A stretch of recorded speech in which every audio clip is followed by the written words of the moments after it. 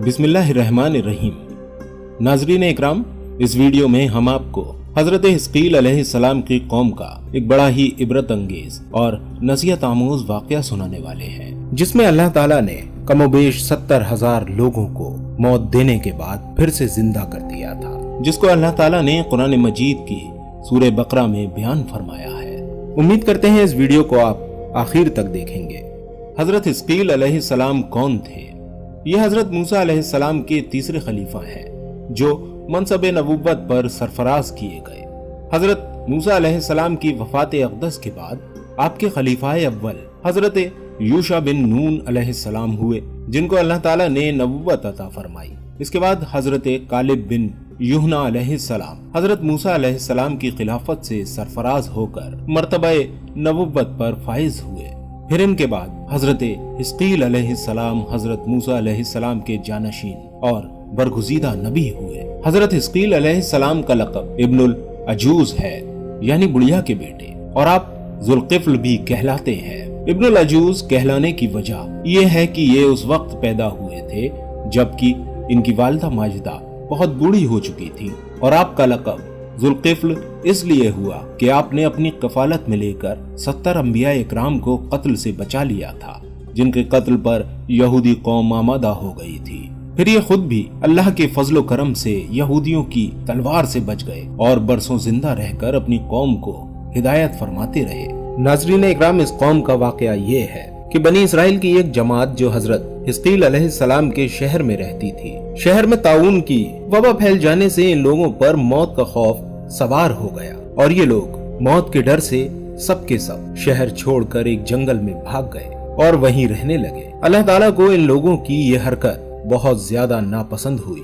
चुनाचे अल्लाह ताला ने एक अजाब के फरिश्ते को उस जंगल में भेज दिया, जिसने एक पहाड़ की आड़ में छिपकर चीख मार कर बुलंद आवाज से ये कह दिया, तुम सब मर जाओ। और इस खतरनाक और हौलनाक चीख को सुनकर बगैर किसी बीमारी के बिल्कुल अचानक ये सब के सब मर गए, जिनकी तादाद तकरीबन 70,000 थी। नाज़रीन इकराम, इस तादाद के बारे में अलग अलग रिवायत मौजूद है। एक रिवायत में ये 8,000 थे और एक रिवायत में ये 40,000 बताए गए, और कुछ में उससे ज्यादा।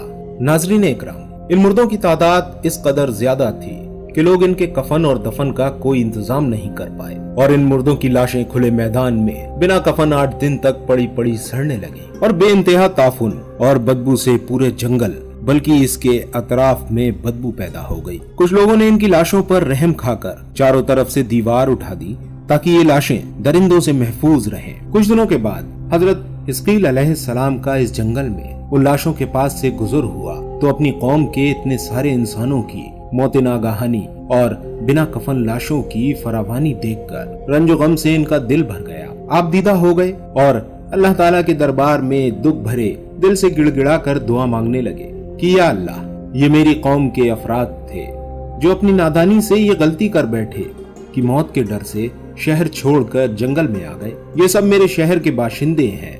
इन लोगों से मुझे उन्स था और ये लोग मेरे दुख सुख में शरीक थे।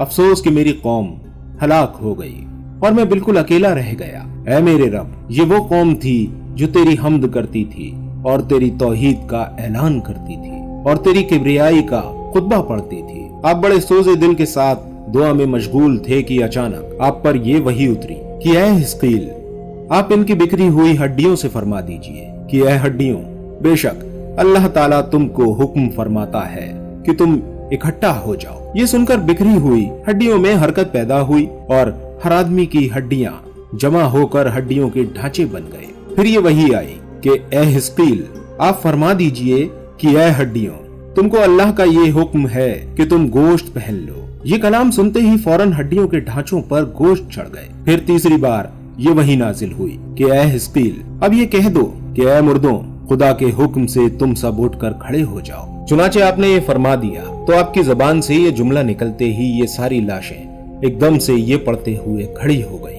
सुब्हानक अल्लाहुम्मा व बिहम्दिका ला इलाहा इल्ला अंता। फिर ये सब लोग जंगल से रवाना होकर अपने शहर में दोबारा आबाद हो गए और अपनी उम्रों की मुद्दत भर जिंदा रहे।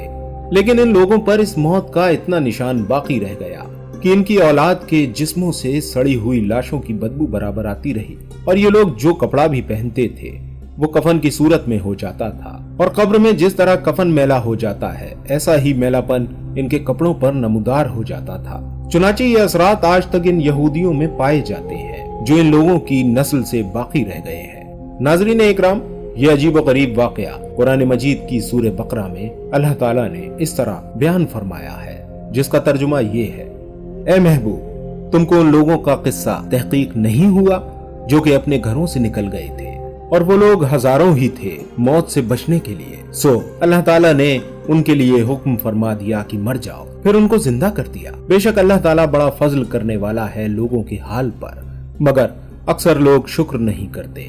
नाज़रीन इकराम, बनी इसराइल के इस अजीब व गरीब वाक़े से हमें ये सबक मिलता है कि इंसान मौत के डर से भागकर अपनी जान नहीं बचा सकता, लिहाजा मौत से भागना बिल्कुल ही बेकार है। अल्लाह ताला ने जो मौत मुकद्दर फरमा दी वो अपने वक्त पर जरूर आएगी, न एक सेकंड अपने वक्त से पहले आ सकती है और न एक सेकंड बाद। लिहाजा बंदों पर लाजिम है कि रज़ा इलाही पर राजी रहकर साबिर और शाकिर रहें। जिस इंसान की मौत नहीं आती उसे कोई नहीं मार सकता, और जब किसी की मौत आती है तो वो कुछ भी कर ले, कहीं भी चला जाए, कहीं भी भाग जाए, वो किसी हाल में भी नहीं बच सकता। नाज़रीन इकराम, इसी दुआ के साथ अपनी इस वीडियो का इख्तिताम करते हैं कि अल्लाह ताला हमें अपने हुक्मों पर डटे रहने वाला बना दे और हमारे साथ आसानी का मामला फरमाए।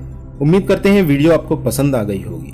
वीडियो अगर आपको पसंद आ गई हो तो इस वीडियो को लाइक करते हुए अपने तमाम दोस्तों के साथ लाजिम शेयर जरूर कीजिएगा और इस वीडियो के मुताल्लिक अपनी कीमती राय से हमें कमेंट सेक्शन में आगाह जरूर कीजिएगा। मिलते हैं आपसे फिर किसी प्यारी सी वीडियो के साथ, तब तक दीजिए मुझे इजाजत। अस्सलामु अलैकुम व रहमतुल्लाहि व बरकातुहू।